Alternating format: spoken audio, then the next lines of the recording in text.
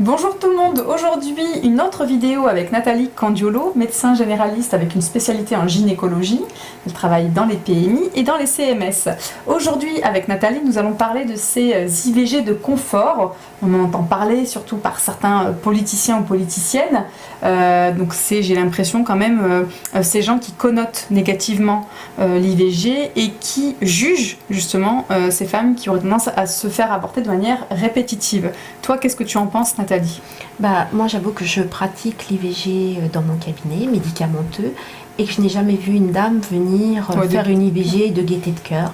Le plus souvent, elles sont très tristes, elles pleurent et c'est pas forcément leur propre choix. Je dirais que certaines personnes vont avoir plusieurs IVG dans leur vie. Mais on peut peut-être se poser la question des violences conjugales parce qu'il y a des études qui montrent que les femmes qui ont accès à l'IVG subissent des violences conjugales.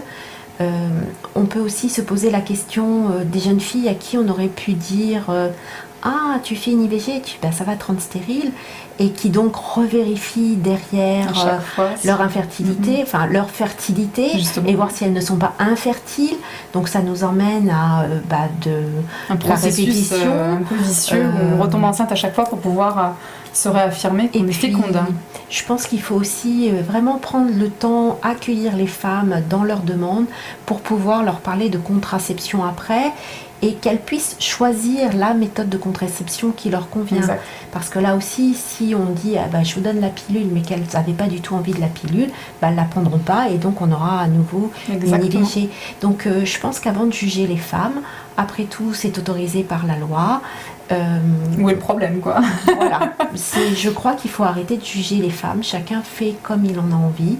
Et Nathalie, je voulais rebondir aussi sur, justement, tu disais que parfois on leur propose pas le bon contraceptif, et je suis complètement d'accord, parce que moi, elles reviennent souvent avec la pilule au planning familial. Soit elles se disent que c'est quelque chose qui est très bien, soit c'est le professionnel qui a un peu insisté.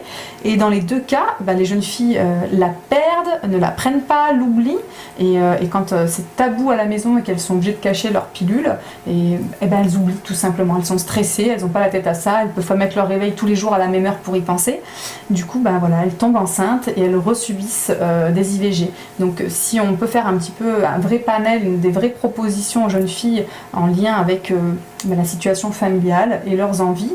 Moi je vois qu'elles optent en général pour l'implant puisqu'il est caché sous la peau. On n'y pense pas pendant plusieurs années. C'est combien de temps un implant? 3 ans. 3 ans, donc voilà, on a la tête libérée, on a un contraceptif. Voilà, on vous remercie de nous avoir écoutés et puis on vous dit à très vite. Au revoir.